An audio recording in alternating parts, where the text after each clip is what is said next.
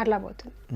So మీకు full length role పట్టడం ఒకటి, అల్లు అర్జున్ గారికి మదర్ రోల్ పట్టడం ఒకటి, ప్లస్ పాన్ ఇండియా ఫిలిం ఎలా అనిపిస్తుంది? డబల్ ధమాకా, త్రిబుల్ ధమాకా. బాగుంది సార్, ఇంకా చెప్పడానికి ఏముంది, చాలా సంతోషంగా ఉండింది ఫస్ట్ కడుపులో. నేను బాహుబలి టైంలోనే ఆ ఒక్క సినిమా నాకు 100 సినిమాలతో సమానము అనుకున్నాం అప్పుడు. చాలామంది ఆర్టిస్టులు చాలా సినిమాలు చేశారు, చాలా మంచి రోల్ చేశారు, చాలా పెద్ద పేరు ఉండింది. వాళ్ళకన్నా నా ముఖం ఎక్కువ తెలిసిపోయింది అందరికి బాహుబలిలో.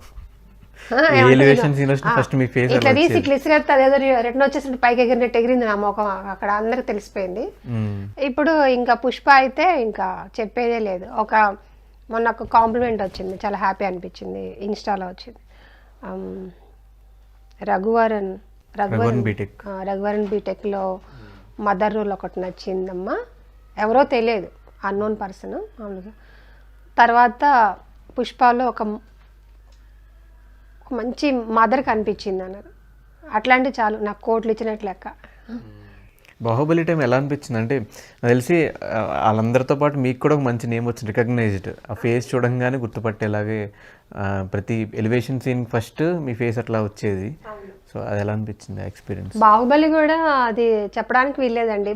మీకు ఇంకో విషయం కూడా చెప్పి మర్చిపోయినా, డబ్బింగ్కి వెళ్ళాను నేను. ఈ పుష్ప డబ్బింగ్కి వెళ్ళినప్పుడు అక్కడ రాజమౌళి సారు, ఈ అన్నపూర్ణ స్టూడియోస్ డబ్బింగ్ జరిగింది. రాజమౌళి సారు, నేను లోపలికి వెళ్ళేటప్పుడు సార్ వెళ్తున్నారు, ఓకే తర్వాత మీట్ అవ్వచ్చు అనుకున్నాను. తర్వాత టిఫిన్ బ్రేక్లో వెళ్తా ఉంటే వల్లి మ్యామ్ కనిపించారు.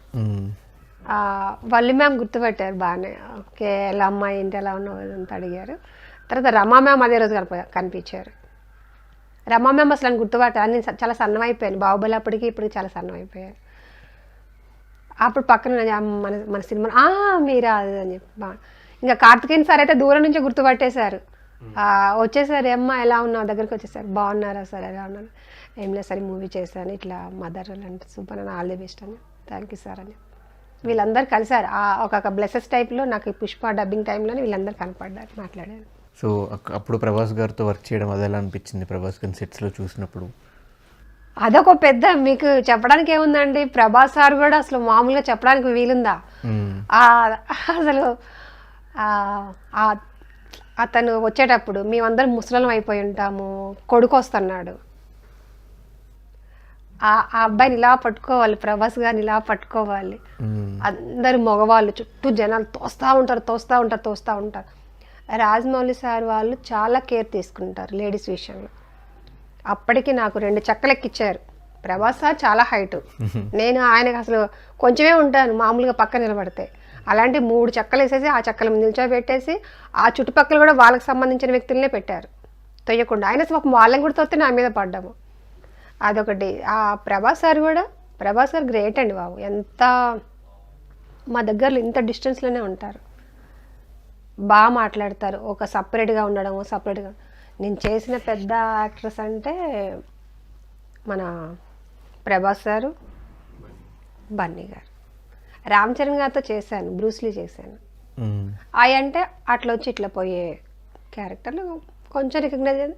ఏంటో దేవుడు ఏందో పెద్ద లడ్డు ఇచ్చిండు, తిరుపతి లడ్డు లాగా ఇచ్చిండు నాకు ఒకటి. బాహుబలి ఒకటి, పుష్ప ఒకటి. మరి పుష్ప పార్ట్ 2లో కూడా మీ రోల్ ఉంది. సో ఏమన్నా కొంచెం స్టోరీ ఏమన్నా తెలుసు? లేదు, మీకు కంప్లీట్గా ఫస్ట్ మీ క్యారెక్టర్ ఒకటే చెప్తారా, మొత్తం స్టోరీ చెప్పి?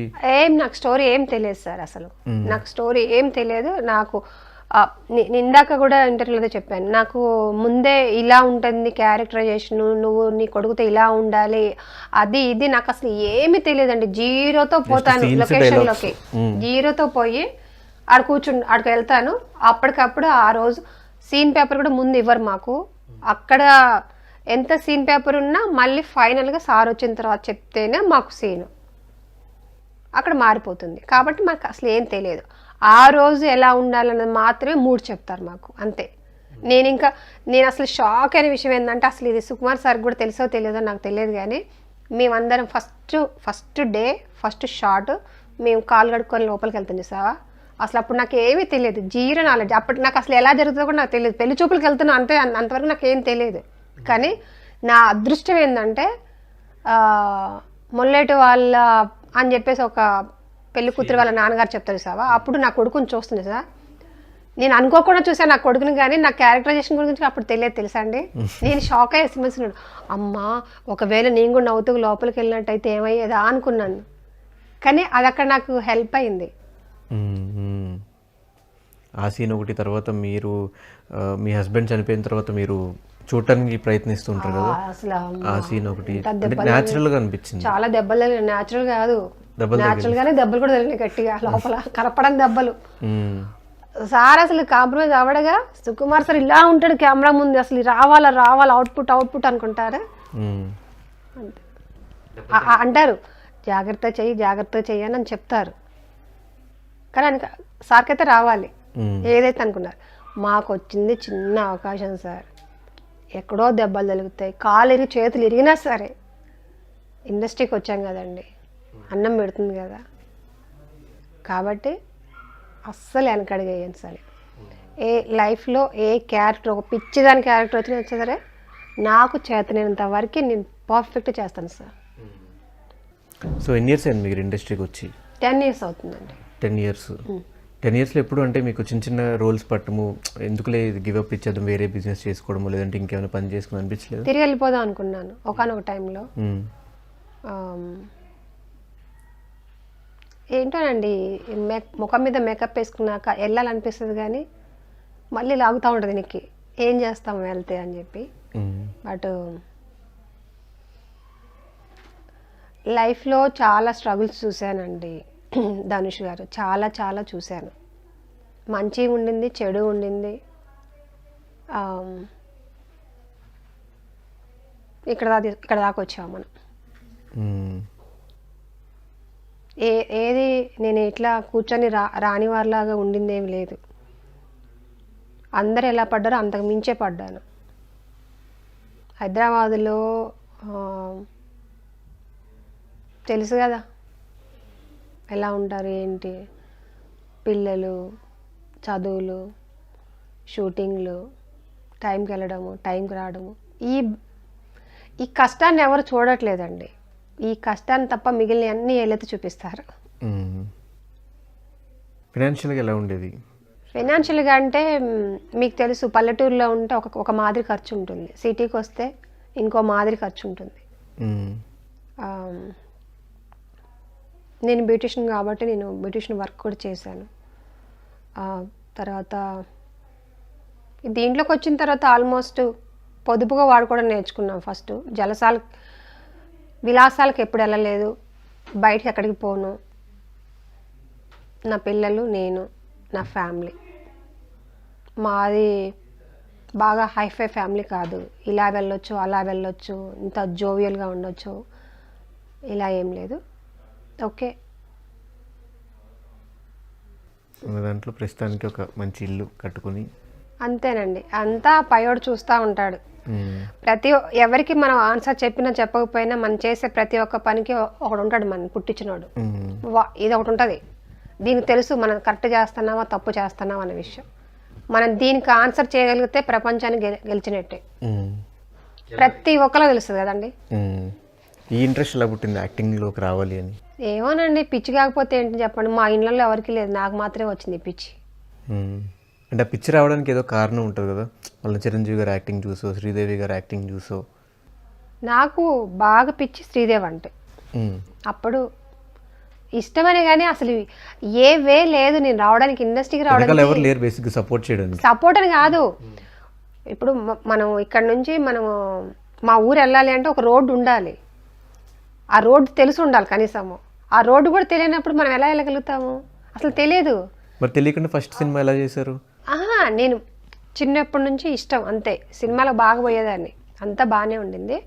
కానీ పిల్లలు ఒక చోట పుట్టిన ప్లేస్లో ఎఫెక్షన్ లేదు నాకు. అంటే ఆ ఫ్యామిలీతో, అమ్మకి నాన్నకి ఒంట్లో బాగాలేక వాళ్ళు హాస్పిటల్లో సర్జరీస్ అయ్యి హాస్పిటల్లో ఉంటే తినడానికి కూడా లేదు. అంటే మా పెద్దక్క పాపం, మా అక్కకి నాకు 8 సంవత్సరాల తేడా. నాకు 4th year 5th year నాకు బాగా గుర్తండి, జుట్టు దువ్వే వాళ్ళు లేరు. ఎలా అంటారే, స్లమ్ డాగ్ మిలీనియన్లో ఒక స్లమ్లో ఉంటారు కదా గర్ల్స్, నాకు గుర్తు. ఇది ఇది ఎలా వేసుకున్నా పర్వాలేదు నాకు. అలా ఎలా ఉంటారు, ఇట్లా చీమిడి కారి ఇట్లా ఏడ్చి, మా అక్కలే తెలుసు, మా అక్కలే ప్రత్యక్ష సాక్ష్యం, ఇంకా వేరే కాదు, మా ఇంటి ముందు వాళ్ళు. ఇట్లా ఇట్లా జిడ్డుగా ఉండి హెయిర్ దువ్వే వాళ్ళక మొక్క అంటారు కదా, తిరుపతి మొక్క అంటుంది సారా, ఇట్లా ఇట్లా ఉండలు కట్టి ఇట్లా వచ్చి ఇట్లా పేలు పడి నాకు అక్కడి నుంచి కొడితే మా తేలింట్లో పడ్డా. ఇదంతా ఒక లెవెల్ అయితే అక్కడ అంతా వ్యవసాయం, భయంకరమైన వ్యవసాయము, గేదెలు అంతా. అదంతా అయిపోయి ఇంకా కొన్ని సిచ్యువేషన్స్, పిల్లల చదువు, అదంతా హెల్త్ కొంచెం ఇష్యూ వచ్చేసి నాకు హైదరాబాద్ వచ్చాను. ఒక పేన మీద నుంచి పొయ్యిలో పడ్డట్టు అయింది హైదరాబాద్ వచ్చాక. నాకు అర్థం కాలేదు, విలేజ్లో ఉండొచ్చింది దాన్ని, సిటీ వచ్చాక ఎలా ఉండాలి. మాట్లాడే ప్రతి ఒక్కళ్ళు కూడా అన్ని ఇంటర్వ్యూలో చెప్పాను, ఇట్లా మాస్క్ వేసుకొని మాట్లాడతారు, ట్రాన్స్పరెంట్గా మాట్లాడట్లేదు. నాకు వాళ్ళు మాట్లాడేది నిజం మాట్లాడుతున్నారా అబద్ధం మాట్లాడుతున్నారా కనుక్కోనంత మెంటల్ దాన్ని నేను, నాకు తెలియదు అసలు. ఇలా మాట్లాడతారు, మనం అటు పక్కకే కానీ ఇంకో రకంగా మాట్లాడతారు. ఇలా నేను అనుకున్నాను ఇదేంటి పరిస్థితి అని. ఒక సీరియల్లో అయితే నన్ను అసలు రిజెక్ట్ చేశారు తెలుసా. నాకు యాక్టింగ్ రాదండి. ఒక సీరియల్ నుంచి నిర్దాక్షిణంగా తీసేస్తారు, చేయలేకపోతున్నాను. వేరే వాళ్ళని పెట్టుకున్నారు రీప్లేస్మెంట్. ఎక్కడ తంతారో మళ్ళీ అక్కడే మళ్ళీ నిలబడాలన్నది నేను అనుకుంటాను.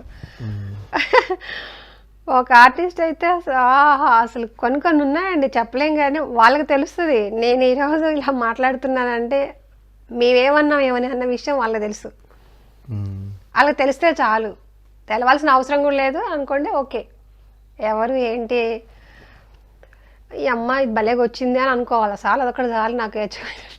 అవును, మనం మాట్లాడకపోయినా మన సక్సెస్ మాట్లాడితే సరిపోతుంది, చాలండి. ఇంతకంటే ఏం కావాలో భగవంతుడు గట్టిగా ఇచ్చాడు, అడిగిన దానికంటే ఎక్కువ ఇచ్చిండు. పాన్ ఇండియా లెవెల్లో ఇచ్చారు ఆయన, మామూలు తెలుగు ఒకటే కాదు. తమిళ ఆఫర్లు వచ్చాయి కదండి, తమిళ్ కొంచెం భయపడి నేను. నెక్స్ట్ క్వశ్చన్ అదే అడుగుదాం, కొంచెం లుక్ వైజ్గా కానీ యాక్టింగ్ వైజ్గా కానీ తమిళ్లో ఎట్లయితే న్యాచురల్గా చేస్తారో, సో అలాంటి రోల్స్ ఏమైనా వచ్చినాయి అని అడుగుదాం. వచ్చినాయండి, తమిళ్ మూవీస్ వచ్చాయి. కానీ నేనేమనుకున్నానంటే తమిళ్ వచ్చిన తర్వాత భాష అర్థమే చేస్తే ఒక రకంగా ఉంటుందండి. భాష అర్థం కాకుండా పోయి చేశాను అనుకో మళ్ళీ ఎడ్డెల్లే ఉంటాను. అది వాళ్ళకి నచ్చలేదు అనుకో, డైరెక్టర్కి నచ్చలేదు అనుకోండి, అదే వేస్ట్, ఒక్క సినిమాతో వెనక్కి వెళ్ళిపోతాము. అదేదో కాస్త నేర్చుకున్నాక పోయామనుకోండి చచ్చిపోయేదా చేయొచ్చండి. ఇండస్ట్రీలో ఏమని చెప్పండి, ఇది ఒక గొప్ప వరం అనుకోవాలి. ఇది దీనికి ఒక జాబ్ లాంటిది కాదు. ఇన్ని సంవత్సరాలు 60 సంవత్సరాలు చేయాలి, 55 సంవత్సరాలు చేయాలి, సర్టిఫికేట్ చచ్చిపోతున్నా కూడా ఇవాళ చేయొచ్చు మనం యాక్టింగ్. అది గొప్ప వరం కదా. మరి రాజమౌళి గారిని అడిగారు RRRలో ఏమన్నా రోల్ కోసం? సార్ నాకు ఫోన్ వచ్చింది సార్, RRRలో నాకు తెలియదు, క్యారెక్టర్ ఏంటో నాకు తెలియదండి. RRRలో అడిగారు కానీ ఆ టైంలో నేను కొంచెం డేట్ అప్పుడు ఖాళీగా లేదు సార్. మా బాహుబలి టీంని అడిగారు కంప్లీట్గా, మా 5 మెంబర్స్ని అడిగారు. కానీ ఒక్కొక్కరు ఒక్కొక్క ప్లేస్లో ఉన్నారు. ఇంకా నేను క్యారెక్టర్ చేసిన కూడా ఏంటో నాకు అర్థం కాక మళ్ళీ మిస్ అయ్యారు. పర్లేదండి. ఫీల్ అవుతున్నారు మరి కొంచెం వెళ్ళపోయాను అని బాధ ఏమన్నా ఉందా కొంచెం? అంతకు మించి అది ప్రసాదమే, అది తీర్థం అయితే ఇది ప్రసాదం కూడా పెట్టేశారు కదా దేవుడు. తీర్థం గురించి ఇంకెందుకండి, ప్రసాదం వచ్చిన తర్వాత అన్నీ మనీ అనుకుంటే ఎట్లాగా. ఆ అవకాశం ఏరే వరకు ఒకరికి వచ్చి ఉంటుంది కదండి, హ్యాపీ, వాళ్ళు హ్యాపీగా ఉంటారు కదా. నెక్స్ట్ ప్రాజెక్ట్స్ ఏం చేస్తున్నారు? నెక్స్ట్ తేజ సార్ మూవీ అండి. తేజ సార్ బంగారం అండి బాబు, ఫెంటాస్టిక్ మ్యాన్, అసలు open hearted Teja sir, open. అంటే తేజ గారికి కోపం ఎక్కువ, సెట్స్లోనే ఎవరైనా సరిగ్గా చేయకపోయినా లేదంటే కొంచెం అటు ఇటు చేసినా కొడతారు. ఉత్తమ ఆటలు అండి, ఉత్తమ ఆటలు. ఇప్పుడు ఏమంటారు కదా, అరిచే వాళ్ళు కరవరు అన్నట్టుగా, ఇందాక నేను కూడా మీతో అట్ట మాట్లాడి చేసావా, అంత బిల్డప్, అంత పైన లోపల ఏమి ఉండదు, ఫస్ట్ ప్యూర్ హార్ట్. నిజంగా తేజ సార్ కూడా అంతే, అరవరు. కోపం నేను చేసిన వరకు నేనే రాజు నేనేమంతా చేశాను సార్ దగ్గర, ఇప్పుడు ఇది చేశాను. మరి అసలు చెప్తారు, ఎక్స్ప్లెయిన్ చేస్తారు, చాలా బాగా చెప్తారండి తేజ సారు. భలే భలే మంచి మనిషి అండి అతను. అంటే ఇండస్ట్రీలో ఏదో ఒక టాక్ వచ్చిందంటే ఎక్కడో చోట ఏదో జరిగే ఉంటుంది కదా. సో మీ సెట్స్లో రాజా లేదు మాకు ఒక తేజ సార్ సిచ్యువేషన్ ఏంటంటే తనకి నచ్చకపోతే 100 సార్లు అది 1000 సార్లు అని షార్ట్ తీస్తాడు, ఎన్ని రోజులని తీస్తాను అంటాడు ఆయన. తేజ సార్ గారు ఎన్ని రోజులని తీస్తాను, నాకు కావాల్సిందే. యాక్టింగ్ వైస్ కూడా తేజ గారి దగ్గర చేసిన వాళ్ళు చాలా బాగా ఇంప్రూవ్మెంట్ నేర్చుకోవచ్చు అండి, నేర్చుకోవచ్చు అంటారు. చక్కగా నేర్చుకోవచ్చు.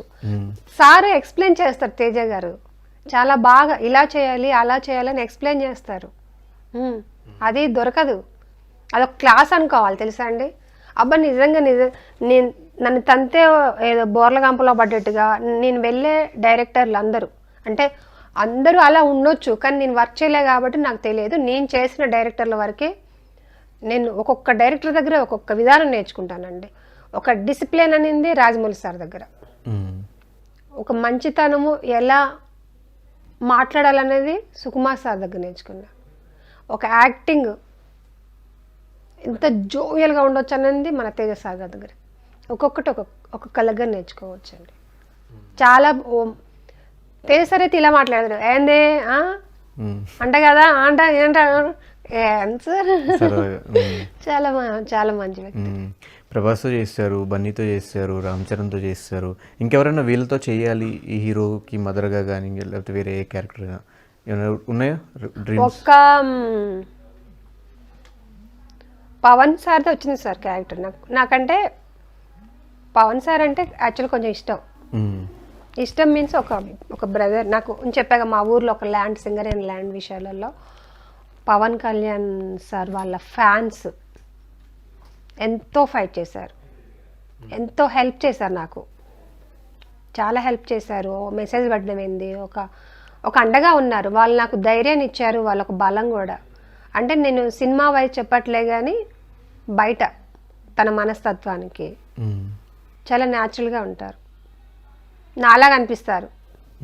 అంటే కొంతమంది ఇప్పుడు మీరు అనుకుంటారు అదే వీడు అచ్చ నాలాగే అనిపిస్తున్నాడు, ఎలా అనిపిస్తుందో నాకు కూడా సార్ అలా చాలా ఓపెన్గా అనిపిస్తారు, మంచిగా అనిపిస్తారు. మరి వచ్చిన ఆపర్చునిటీలో మీరు చేయలేదు? లేదు సార్, నాకు డేట్లు కుదరలేదు.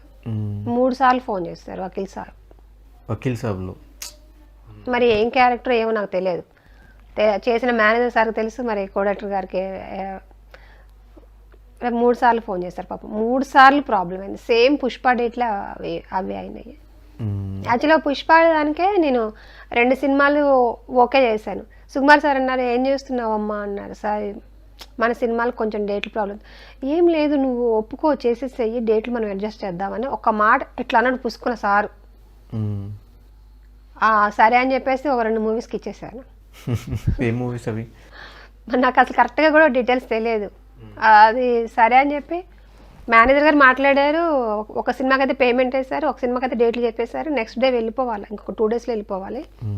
వీళ్ళు మన పుష్ప వాళ్ళు డేట్లు చెప్పారు సార్, ఒక 10 డేస్ తర్వాత ఉంటుంది, వీళ్ళది జస్ట్ 2-3 డేస్లో ఉంటుంది, ఒక 5 డేస్లో అయిపోతుంది షూటింగ్. అది అయిపోయి ఇక్కడికి వచ్చి జాయిన్ అవ్వచ్చు అనుకున్నాను. బట్ మన ఫాజిల్ సారు ఏదో ప్రాబ్లం అయ్యి తను ఆగిపోయారు.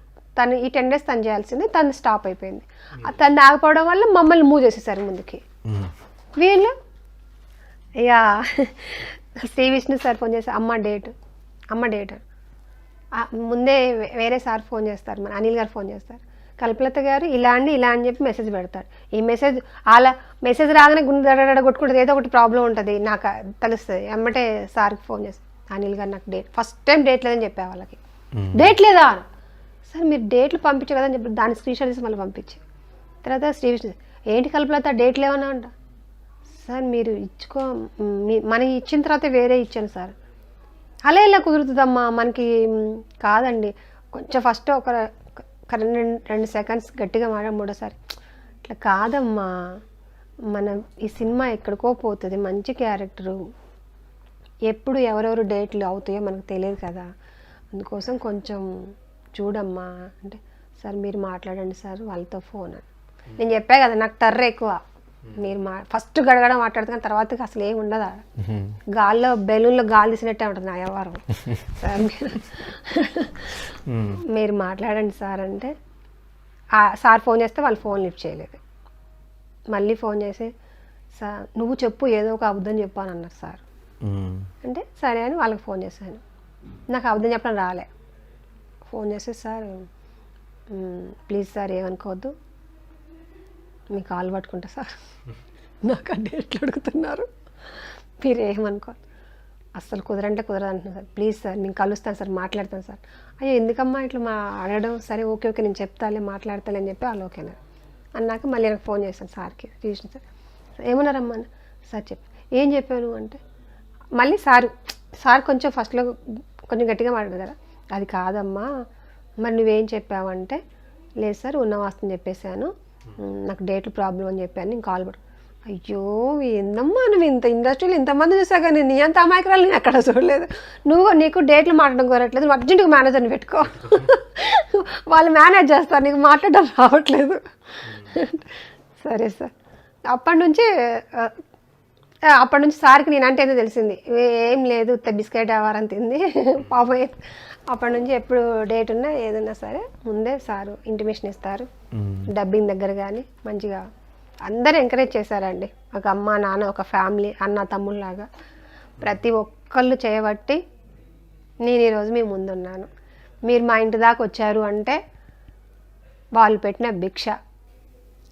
ఆ భిక్షకి ఆడియన్స్ ఒక రికగ్నైజ్ చేశారు చేయబట్టి ఆ ప్రేక్షకు వాళ్ళు దేవుళ్ళు. నాకు ఇప్పుడు వాళ్ళు నన్ను బాగుంది అని మౌత్ పబ్లిసిటీ చేయడం వల్ల అది మీ చెవు దాకా వచ్చి మీరు ఇక్కడ దాకా వచ్చి ఈరోజు నా ముఖాన్ని మళ్ళీ మా ప్రేక్షక దేవుళ్ళకి అసలు కల్పలత మనసులో ఏముంది, కల్పలత అంటే ఏంటి, ఏ ఊరు నుంచి వచ్చింది, ఏంటి ఆమె పరిస్థితి, అందరు తెలుగు వాళ్ళందరూ మన దాంట్లో చాలా తక్కువ మంది ఉంటారు.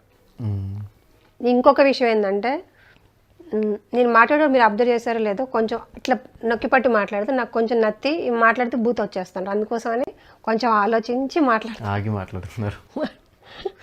డబ్బింగ్లో కూడా ఇదే ప్రాబ్లం అయింది నాకు. డబ్బింగ్ కూడా నేను ఓన్గా చెప్పాను. పాపం ముగ్గురితో చెప్పించారండి. చెప్పించే కానీ మరి స్లాంగ్ మరి అంటే నా ఫీలింగ్ అనేది నేను చెప్తేనే అక్కడ సెట్ అవుతుంది, వాళ్ళు చెప్తే అర్థం కావట్లేదు. ముగ్గురు చెప్పించినా కూడా మళ్ళీ వాళ్ళ పక్కన పెట్టించేసి సుకుమార్ సార్ ఏది ఏమైనా తనకు ఒంట్లో బాగాలేకపోయినా ఏదేమైనా సార్ తీసుకొచ్చి ఆడ కూర్చోబెట్టి చెప్పించండి, రోజు ఒక్క బిట్టనే కావాలని చెప్పాను. ఇంకా ప్రవీణ్ గారు, వెంకట్ గారు, ఇంకా డబ్బింగ్ ఇన్ఛార్జ్ గారు పాపం ఓపిక్గా మోహన్ గారు, ప్రతి ఒక్కరు నా లైఫ్లో నేను రాసుకునే బుక్లో కొంతమంది పేర్లు ఉంటాయి. అవి నేను చచ్చిపోయినా సరే ఆ పేర్లు అలాగే ఉంటాయి. సూపర్.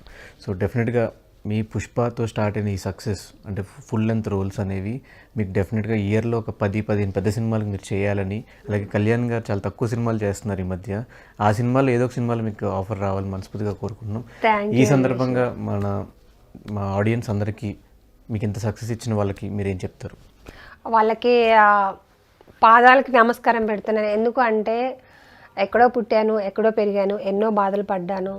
అనుకోవచ్చు ఏంటమ్మా మాకు తలనొప్పి ఏంది ఇదంతా ఏంది అనుకోవచ్చు, కానీ మీరే ఎంత తలనొప్పి అయినా మీరే భరించాలి. ఎందుకంటే మీరే ఇక్కడ దాకా తీసుకొచ్చారు కాబట్టి మీరే భరించాలి. కాబట్టి నేను ఏది చెప్పినా మీరే వినాలి. Thank you so much brothers. అమ్మ అందరికీ పేరున నన్ను తిట్టుకునే వాళ్ళని పక్కన పెడదాము, నా గురించి ఆలోచించే వాళ్ళ గురించి అందరూ చెప్తున్నాను. తిట్టుకున్నా సరే అది కూడా ప్రేమతో నేను గుర్తుపెట్టుకుంటేనే కదా తిట్లు వచ్చేది, లేకపోతే గుర్తుకు రాదు కదా.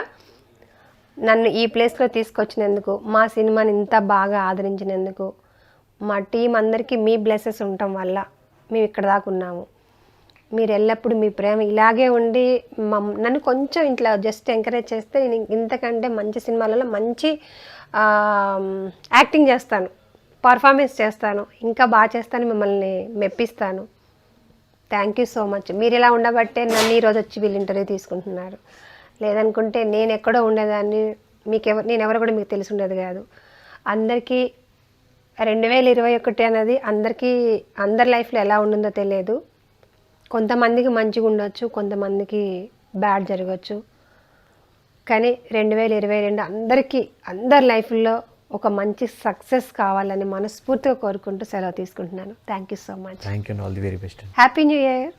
Happy new year Dhanush. Happy new year. Thank you.